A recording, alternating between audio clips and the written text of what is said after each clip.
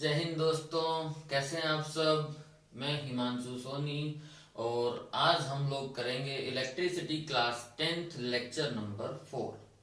Third lecture के अंदर हम लोगों ने डिपेंडेंस ऑफ रेजिस्टेंस देखा था और वहां पे हम लोगों ने चार फैक्टर नोट किए थे। First, length of conductor. Second, area of cross section of conductor. Third था टेम्परेचर एंड फोर्थ था मटेरियल। तो वहां हम लोगों ने जो दो मेन फैक्टर लेंथ और एरिया जो था वो डिस्कस किया था। टेम्परेचर और मटेरियल जो था वो डिस्कस नहीं किया था। तो आज हम लोग देखते हैं dependence of resistance on temperature. Temperature के ऊपर रेजिस्टेंस का इफेक्ट क्या होगा। मतलब बहुत सारी मेटल होती है या बहुत सारे मटेरियल, सेमीकंडक्टर भी होते हैं, एलॉय भी होते हैं। तो अगर ओवरऑल हम सबके ऊपर चेक करेंगे कि टेम्परेचर का क्या इफेक्ट पड़ेगा तो उसको समझते हैं। देखो, जो मेटल होती है ना, फॉर एग्जांपल अगर हम बात करें सिल्वर, कॉपर, आयरन, ये जितनी भी मेटल होती हैं, इनका रेजिस्टेंस नॉर्मल टेम्परेचर पे जो भी होता है, अगर हम टेम्परेचर को इंक्रीज कर देंगे तो रेजिस्टेंस भी क्या हो जाता है, इंक्रीज हो जाता है। मतलब एक टॉपिक, एक पॉइंट हम बोल सकते हैं, the resistance of some metal या the resistance of some material like silver, iron, copper, aluminium increases with increases of temperature. अगर टेम्परेचर इंक्रीज होगा तो इन मटेरियल का टेम्परेचर भी या रेजिस्टेंस भी क्या हो जाएगा, इंक्रीज। किसका? मेटल का, सिल्वर, एल्यूमिनियम, कॉपर, आयरन, इन सब का। ठीक है। नेक्स्ट है, कुछ मटेरियल ऐसे भी होते हैं जिनका रेजिस्टेंस डिक्रीज होता है। कब? जब आप टेम्परेचर को इंक्रीज करते हो। और उनको हम कॉमनली सेमीकंडक्टर बोलते हैं। क्या बोलते हैं? Semi conductor. बेसिकली अगर हम बात करें तो सिलिकॉन जो होता है वो, जर्मेनियम जो होता है वो, ये दोनों सेमीकंडक्टर हैं। और सेमीकंडक्टर का हम लोगों को बिहेवियर पता होता है कि जो नॉर्मल टेम्परेचर पे एज ए इंसुलेटर बिहेव करते हैं और हाई टेम्परेचर के ऊपर एज ए कंडक्टर बिहेव करते हैं। मतलब इनका जो रेजिस्टेंस है वो नॉर्मल टेम्परेचर पे तो ज्यादा होता है, लेकिन हाई टेम्परेचर के ऊपर क्या हो जाता है, इनका रेजिस्टेंस कम हो जाता है। कारण क्या होता है? देखो, जो कंडक्टर होते हैं उनमें फ्री इलेक्ट्रॉन ज्यादा होते हैं, या हम कहते हैं फ्री इलेक्ट्रॉन होते हैं। जब आप टेम्परेचर बढ़ाते हो, वो अगर नॉर्मल टेम्परेचर पे भी हैं, अगर कंडक्टर की बात करें तो ये नॉर्मल टेम्परेचर पे भी इलेक्ट्रॉन्स होते हैं वो मूव करते हैं। लेकिन अगर आप टेम्परेचर और इंक्रीज कर दोगे तो इनकी जो काइनेटिक एनर्जी होती है, किन की काइनेटिक एनर्जी? जो उन मेटल्स के अंदर फ्री इलेक्ट्रॉन जो कि मूव कर रहे हैं उनकी काइनेटिक एनर्जी और इंक्रीज हो जाती है। कब? जब आप टेम्परेचर को क्या कर देते हो, इंक्रीज कर देते हो।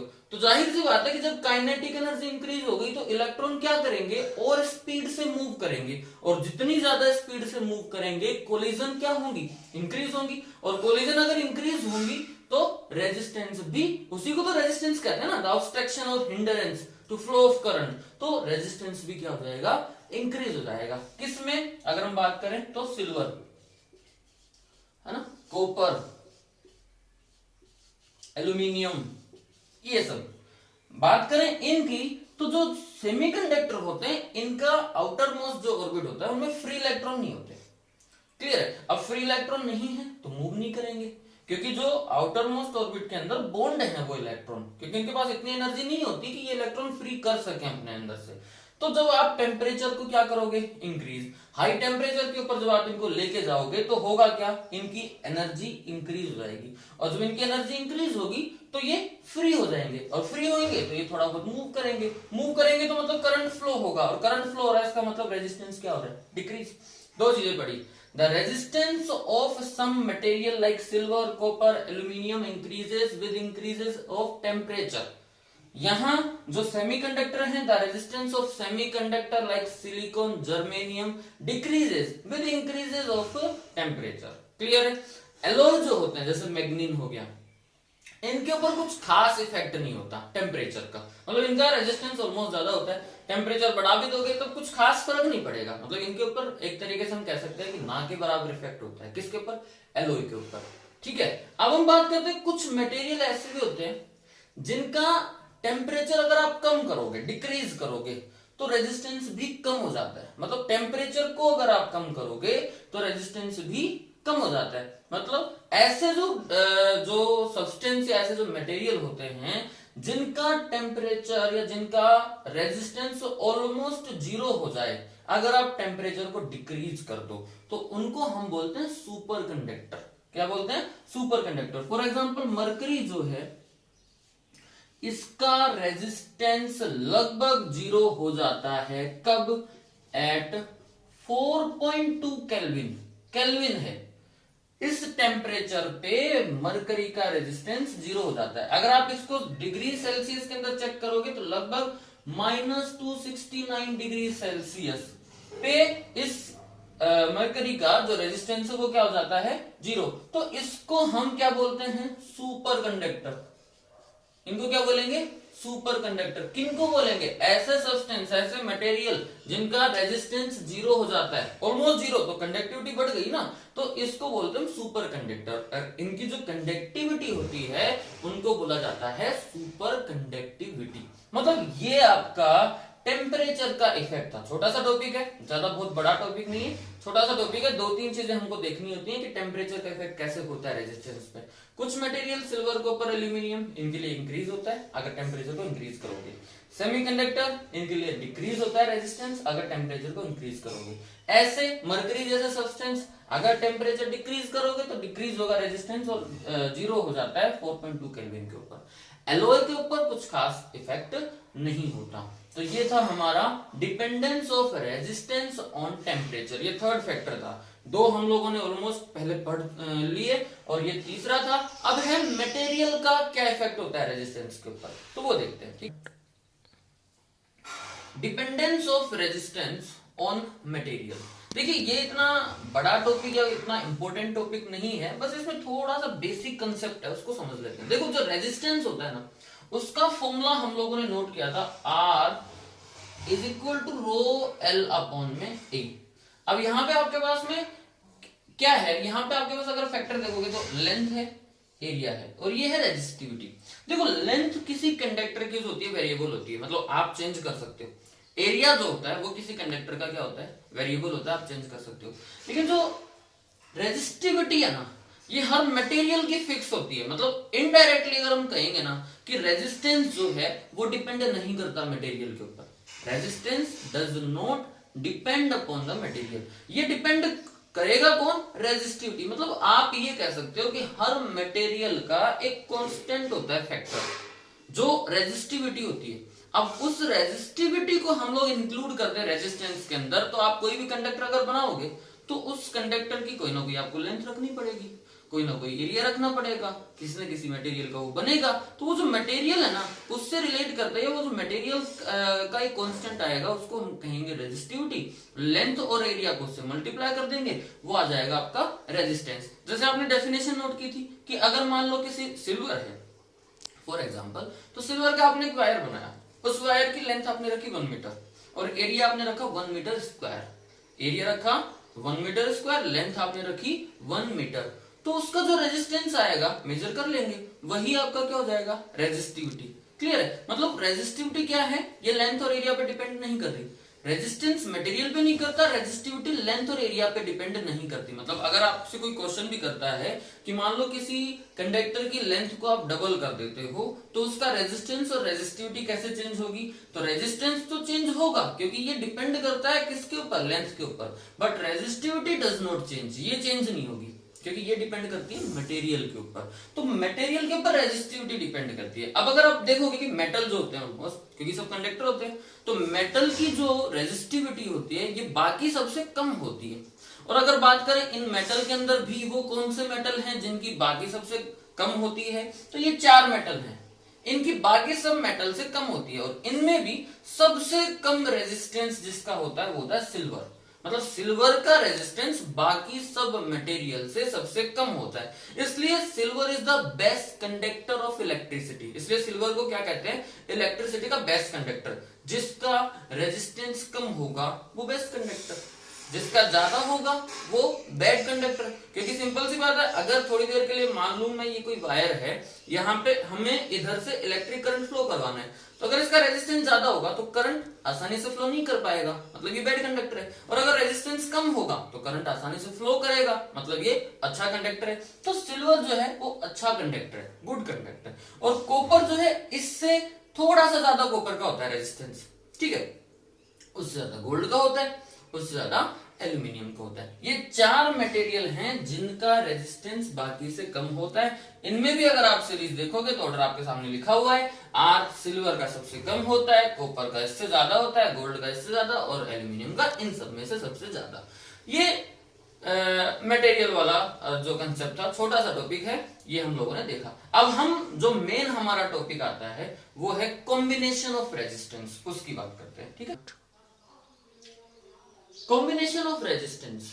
देखो आपको याद होगा इससे लास्ट वाली वीडियो के अंदर हम लोगों ने ओम्स लॉ का एक्सपेरिमेंटल वेरिफिकेशन किया था, तो वहां हम लोगों ने एक सर्किट बनाया था। सर्किट में हम लोगों ने क्या क्या ऐड किया था? Resistance, switch, battery, ammeter, voltmeter, ये सारी चीजें हमने ऐड करके एक सर्किट बनाया था। तो उसमें रेजिस्टेंस सिर्फ एक था, मतलब अगर आपके पास कोई एक सिंगल रेजिस्टेंस है और आपको कोई सर्किट बनाना है, कोई आपको एक्सपेरिमेंट करना है, तो हम नॉर्मली करते हैं, किया है हम लोगों ने ऑलरेडी। अभी हमको क्या करना है कि अगर आपके पास मोर देन वन रेजिस्टेंस है, मतलब रेजिस्टेंस आपके पास एक से ज्यादा है, तो उनको एक ही सर्किट के अंदर ऐड करना है। अब एक ही सर्किट के अंदर रेजिस्टेंस को ऐड जब करेंगे हम लोग, एक से ज्यादा रेजिस्टेंस को, तो हमें कंबाइन करना पड़ेगा, मतलब कॉम्बिनेशन चाहिए रेजिस्टेंस का। और कॉम्बिनेशन रेजिस्टेंस का यहाँ पे दो तरीके से है हमारे पास, मतलब हम दो तरीके से रेजिस्टेंस को ऐड कर सकते हैं, कनेक्ट कर सकते हैं। तो कौन कौन से कॉम्बिनेशन है? फर्स्ट जो हमारा कॉम्बिनेशन है वो है series combination, series combination of resistance, series combination. और सेकंड वाला जो कॉम्बिनेशन है वो है पैरेलल कॉम्बिनेशन। मतलब समझ में आ रहा होगा आपको सबको कि पैरेलल कॉम्बिनेशन नाम से ही पता चल रहा है, और सीरीज कॉम्बिनेशन में भी नाम से पता चल रहा है। सीरीज कॉम्बिनेशन पढ़ेंगे पहले, उसके बाद हम देखेंगे पैरेलल कॉम्बिनेशन। सीरीज कॉम्बिनेशन में क्या होता है? एक रेजिस्टेंस है, उसी के बाद दूसरा रेजिस्टेंस, फिर तीसरा रेजिस्टेंस और सो ऑन, चलते जाएंगे। मतलब एक के बाद एक, एक के बाद एक, एक के बाद एक, सीरीज में चल रहा है रेजिस्टेंस। मतलब ऐड जब कर रहे हैं ना तो सीरीज में ही कर रहे हैं। जैसे फॉर एग्जांपल करके बताते, देखो ये एक रेजिस्टेंस है, ठीक है, एक रेजिस्टेंस है। अगर आपको कोई और रेजिस्टेंस भी इसमें ऐड करना है तो हम क्या करेंगे कि जैसे ये इस रेजिस्टेंस का हो गया फर्स्ट एंड और ये इस रेजिस्टेंस का हो गया लास्ट एंड, तो हम क्या करेंगे, हम इसी एंड से एक दूसरा रेजिस्टेंस और कनेक्ट कर देंगे। मतलब इस एंड को कनेक्ट किया और एक और रेजिस्टेंस ऐड कर दिया। क्लियर है? अभी एक और रेजिस्टेंस ऐड करना है तो एक और रेजिस्टेंस ऐड किया, मतलब एक और रेजिस्टेंस हम लोगों ने ऐड कर दिया। और इसी तरीके से हम चलते जाएंगे, जितने रेजिस्टेंस आपको ऐड करने हैं करते जाएंगे। क्लियर है बात? क्या हमने देखा किया क्या, इस रेजिस्टेंस के दो एंड है, तो फर्स्ट वाले रेजिस्टेंस के लास्ट एंड को और सेकंड वाले रेजिस्टेंस को के फर्स्ट एंड को, फिर आगे ऐसे सेकंड वाले रेजिस्टेंस के लास्ट एंड को और थर्ड वाले रेजिस्टेंस के फर्स्ट एंड को कनेक्ट करते जाएंगे। इसी कॉम्बिनेशन को सीरीज कॉम्बिनेशन कहते हैं। मतलब रेजिस्टेंस को जो हमने ऐड किया, तो एक सिंपल सी कहानी हो गई कि इस कॉम्बिनेशन के अंदर रेजिस्टेंस को इस मैनर के अंदर ऐड किया जाता है कि फर्स्ट रेजिस्टेंस का लास्ट एंड, सेकंड रेजिस्टेंस का फर्स्ट एंड एक पॉइंट पे कनेक्टेड होंगे। देखो फर्स्ट रेजिस्टेंस का लास्ट एंड, लास्ट या सेकंड रेजिस्टेंस का फर्स्ट एंड कनेक्ट है, इसका लास्ट इसका फर्स्ट कनेक्ट है। In this combination, the resistances are connected in such manner that second end या last end of first resistance and first end of second resistance is connected at a point, एक point पे। ठीक है, इसी तरीके से आगे हम जाते जाएंगे, जोड़ते जाएंगे। अब अगर आप इसमें पूरा सर्किट बनाना चाहते हो तो यहां से क्या किया आपने, यहां से एक बैटरी कनेक्ट कर दी, स्विच कनेक्ट कर दिया, ठीक है, एमीटर कनेक्ट कर दिया, एक बार पहले किया है ना एमीटर को, और ऐसे कैसे आपने कनेक्ट कर दिया। क्लियर है? अब बहुत इंपॉर्टेंट चीजें हैं इस कॉम्बिनेशन के बारे में, उन इंपॉर्टेंट चीजों को हम लोग देखते हैं। मतलब पैरेलल को तो हम पढ़ेंगे बाद में, फिलहाल हम देखेंगे सीरीज कॉम्बिनेशन को। देखो अभी क्या क्या ऐड किया हम लोग, उसको एक बार नोट कर लेते हैं। बैटरी जोड़ी, ये पोटेंशियल डिफरेंस मेंटेन करती है, पता है आप लोगों को। स्विच लगाया, एमीटर है, ये हो गया रेजिस्टेंस आपका R1, R2, R3। अच्छा, सीरीज कॉम्बिनेशन में दो खास बातें, अलग अलग बातें, वो आपको याद रखनी पड़ेगी। पैरेलल कॉम्बिनेशन में भी दो बातें हैं, उनको हम देखेंगे, लेकिन सीरीज कॉम्बिनेशन में दो बातें कौन कौन सी हैं देख लेते हैं। देखो ये जो रेजिस्टेंस सबके सब हैं, क्या ये सारे के सारे रेजिस्टेंस इस बैटरी से डायरेक्टली कांटेक्ट में है? नहीं है, क्योंकि ये जो पहला रेजिस्टेंस है यही तो डायरेक्टली कांटेक्ट में है। इधर ये थर्ड वाला रेजिस्टेंस डायरेक्टली कांटेक्ट में है, ये वाला रेजिस्टेंस इसके कांटेक्ट में डायरेक्टली कहां है? नहीं है ना, इनडायरेक्टली है। ये इससे है, फिर ये इससे है। क्लियर है? तो इसका मतलब साफ हो गया कि जो पोटेंशियल डिफरेंस बैटरी मेंटेन कर रही है ना, ये सब रेजिस्टेंस के ऊपर इक्वल नहीं है। क्यों? क्योंकि डायरेक्टली कनेक्ट नहीं है। इसका अलग होगा, इसका अलग होगा, इसका अलग होगा। पोटेंशियल डिफरेंस सबका क्या होगा? अलग अलग होगा, सब रेजिस्टेंस का। लेकिन करंट जो है वो देखो, इस पूरे सर्किट में यहां से करंट फ्लो हो रहा है। आपको पता है करंट पॉजिटिव से नेगेटिव फ्लो होता है। तो अब देखो करंट वायर तो एक ही है ना, डायरेक्टली कनेक्ट किया हुआ है ना, तो करंट सीधा जो है यहां से जाएगा, फ्लो होता हुआ वापस यहां आ जाएगा। तो दो चीजें बहुत इंपॉर्टेंट है, सबसे इंपॉर्टेंट इन कॉम्बिनेशन की। In series combination current flowing through each resistance is equal. हर रेजिस्टेंस के अंदर जो करंट फ्लो होगा वो इस कॉम्बिनेशन के अंदर इक्वल होगा, सब में बराबर सेम करंट फ्लो होगा, सब रेजिस्टेंस के अंदर। पोटेंशियल डिफरेंस जो है सबका वो डिफरेंट होगा सबका। मतलब अगर मैं कहूं कि जो R1 रेजिस्टेंस है इसका पोटेंशियल डिफरेंस क्या है, मतलब इसके जो दोनों एंड हैं इनके बीच का पोटेंशियल डिफरेंस क्या है, तो हम उसको कह सकते हैं V1। R2 का V2 और R3 का V3। ये चाहो तो आप नोट कर सकते हो इस कॉम्बिनेशन में। पहला फर्स्ट पॉइंट क्या है? द करंट इन ईच, इस कॉम्बिनेशन के बारे में कह रहे हैं। The current in each resistance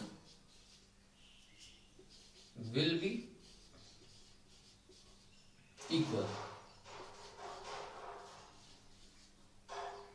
दूसरा, potential difference between the end of each resistance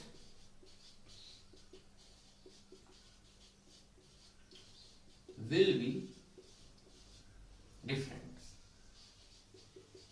अब ये दो ही बातें आपको याद रखनी है और हम लोग यहां से एक फॉर्मूला डिराइव करेंगे। कौन सा फॉर्मूला?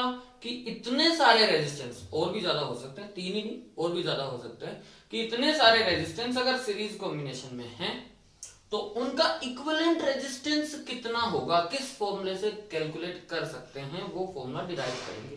ठीक है, तो ये दोनों चीजें आपको नोट करनी है।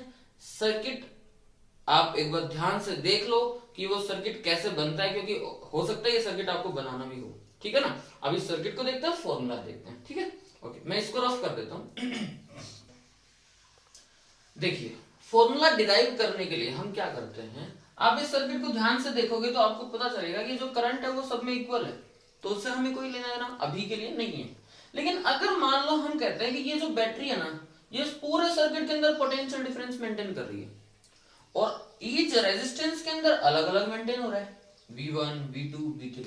तो अगर तो ये जो V1, V2 और V3 इनका टोटल पोटेंशियल डिफरेंस अगर आप चेक करोगे तो इसके बराबर होना चाहिए, क्योंकि टोटल तो यहां से जा रहा है ना। ये V1 भी तो कहां से गया, यहां से, V2 भी यहां से गया, V3 भी यहां से गया, तो टोटल पोटेंशियल डिफरेंस इनके सम के इक्वल होना चाहिए कि नहीं इस पूरे सर्किट में। मतलब आप कह सकते हो the total potential difference of this circuit will be equal to the sum of potential difference between the end of each resistance। होना चाहिए इक्वल। मतलब हम कह सकते हैं कि जो V है ना, ये इक्वल होना चाहिए V1, V2, V3। ये डेरिवेशन इंपॉर्टेंट है, डेरिवेशन एग्जाम में आता है कई बार। डेरिवेशन इसका भी आ सकता है और पैरेलल कॉम्बिनेशन का भी आ सकता है। तो हम ये पहले सीरीज का देख रहे हैं, V is equal to V1 plus V2 plus V3। अब आप देखते हैं फ्रॉम ओम्स लॉ, हमने पढ़ा है भाई Ohm's law. From Ohm's law एक इक्वेशन आई थी आपके पास, कौन सी वाली? V is equal to IR, आई थी कि नहीं? तो V is equal to IR formula है। अब यहां से देखो, आपको साफ साफ पता है कि जो I है वो पूरे सर्किट के अंदर इक्वल है, तो I इक्वल है तो कोई फर्क पड़ने वाला है नहीं, R डिफरेंट है, V भी डिफरेंट है।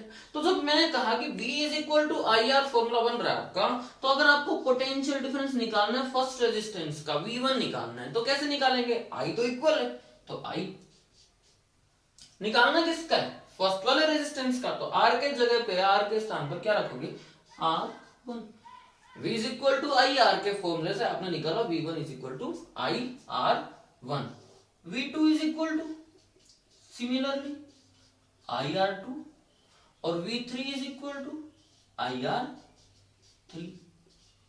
अब ये जो सब के सब वैल्यू जो हैं वो आप इस इक्वेशन, अगर इसको फर्स्ट मान लें तो ये सब वैल्यू जो है आप इस फर्स्ट इक्वेशन में प्लेस कर दो। करते हैं, आपने की तो आपके पास फॉर्मूला बना V की जगह पे भी आप वैल्यू पुट करोगे, तो V की जगह पे आप वैल्यू जब पुट करोगे तो ये बनती है आपके पास I R is equal to V1 की जगह पे I R one, I R one, I R two plus I R three.